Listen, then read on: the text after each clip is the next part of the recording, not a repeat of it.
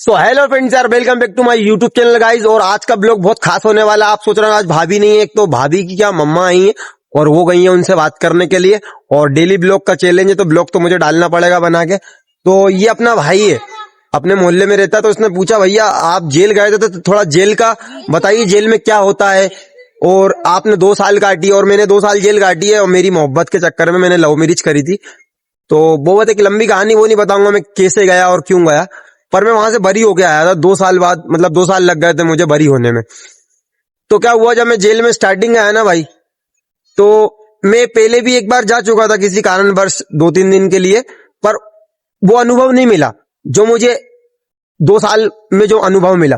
अब उसमें क्या हुआ कि कई प्रकार के लोग मिले, भांति भांति प्रकार के, बदमाश, शरीफ, चोर, उचक्के, डॉन, मतलब ऐसी कोई कैटेगरी नहीं, स्मार्ट से स्मार्ट और बेकार से बेकार लोग मिले। अब उसमें क्या हुआ कि जब मैंने वहां का वातावरण देखा ना, तो मैं बहुत टूट गया।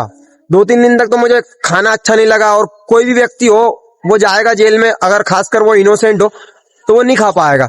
लेकिन जब खाना आया तो मैं टूट गया खाने से ही, क्योंकि पूरी पानी वाली दाल, जैसा अपन हाथ धो देते हैं ना खाने के अंदर, वैसी दाल आती है।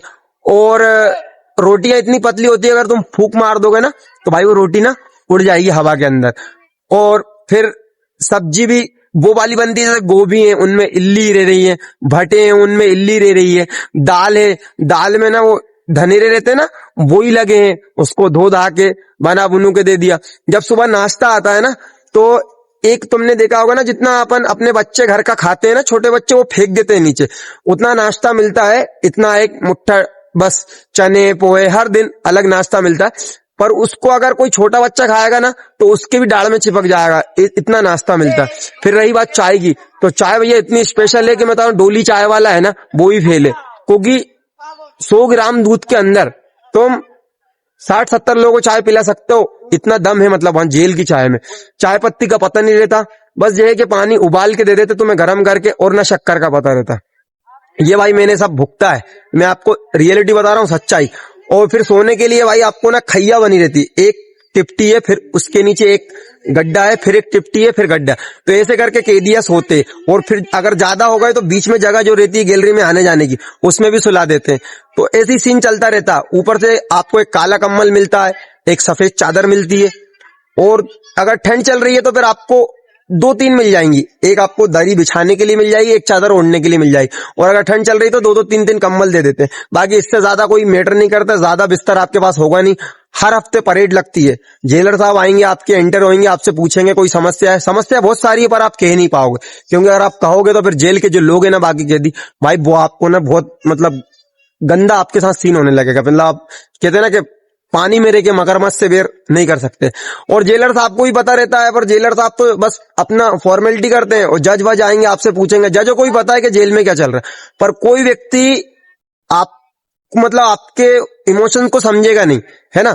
तो फिर मैंने काफी दिन ये चीजें फेस करी, पर मैं टूटा नहीं, क्योंकि कहीं ना कहीं मुझे ऐसा लगता था, मुझे ऊपर वाले पे विश्वास था। मैंने काफी पूजा करी जेल के अंदर। और भाई जेल में ना पूजा करने पे भी इंसान को मतलब बहुत गंदा गंदा सुनने को मिलता है। मुझे भी गालियां बकी कई बार के, तू ढोंग करता है, तू ऐसा केस करके आया है। क्योंकि भाई मेरी मोहब्बत के चक्कर में गया था, कोई ऐसा कोई रेपिस्ट तो था नहीं, पर मैं ऐसा, वो धारा लग जाती है। मतलब आजकल पता है ना, लव मैरिज करी और वो तो लग ही जाती है। पुलिस वाले वो दहेज में ही दे देते हैं 3-4 धाराएं। अब पुलिस वालों की भी गलती नहीं रहती। अब वो लड़की नाबालिग रह जाती है 2-3 महीने। तो खासकर भाई जो नाबालिग लड़की से मोहब्बत करते हैं, मैं पहले भी बहुत बार समझा चुका हूँ और अभी भी आगे भी समझा रहा हूँ कि भाई आप लोग ना नाबालिग लड़की से मोहब्बत मत करना, और करना तो थोड़ा सोच समझ के करना, क्योंकि घर बिकने में समय नहीं लगता। फिर मेरा भैया घर मर बिक गया, मेरी कई बार बेल खारिज हुई। मेरी मम्मी जाती थी, 1-1 महीने में मुलाकात आती है, जब माँ सामने खड़ी होती है तो रोना आता है। इस बात से रोना नहीं आता है कि अपन जेल आ, इस बात से रोना आता कि अपन जेल आके अपन ने उनकी जिंदगी नरक कर दी। क्योंकि बाहर वो ना सुकून से रोटी खा रहा है ना कुछ खा रहा है, अपन को मिलता नहीं है, और बाहर मिलता है तो उनसे खिलता नहीं।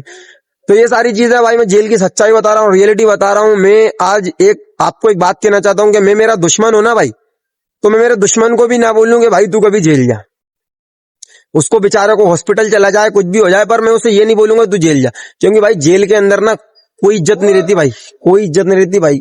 मतलब बड़े से बड़ा, मतलब कहते हैं ना, शेर और बकरी सब एक ही तालाब से पानी पीने का काम करते हैं। मतलब झुक के ही पानी पीना, आप वहां ना आप कुछ कर सकते, बिना गलती के ही पिटोगे। आपको इसने मुझे मारा या मैंने इसको मारा तो ये भी पिटेगा और मैं भी पिटूंगा। ऐसा नहीं है कि आपने गलती नहीं करी तो आप नहीं पिटोगे। वहां का जेल का उसूल ही यही है। और भाई अब कहीं ना कहीं मैं मानता हूं कि जेल अगर ना होगी, अगर जेल अच्छी होगी तो लोग क्राइम करेंगे, तो सही बात है भाई, ये सच्चाई है। अगर जेल अच्छी हो जाएगी तो सब लोग वहीं जाएंगे। आधे से लोग तो जेल इतनी खराब होने के बाद भी वहीं पल रहे हैं, क्योंकि उनका कोई यही नहीं बाहर करके, हर 15 दिन में क्राइम करके चले आते हैं। तो भाई ये जेल की स्टोरी है, और जेल में बहुत गंदा गंदा सुनने को मिलता है। पुलिस वाले भी बहुत गंदा बोलते हैं, और कई लोग बोलते हैं भाई, मतलब जिनकी कोई औकात नहीं है ना हमारे सामने बोलने की, खड़े होने की, वो बाहर वाले कप प्लेट धो रहा हूँ होटल पे, पर तुम्हारे सामने वहां पे बदमाशी दिखाएंगे। तो ये सारी चीजें भाई, इंसान को डर के रहना पड़ता है। इज्जत वाला इंसान डर के ही काटता है वहां पे।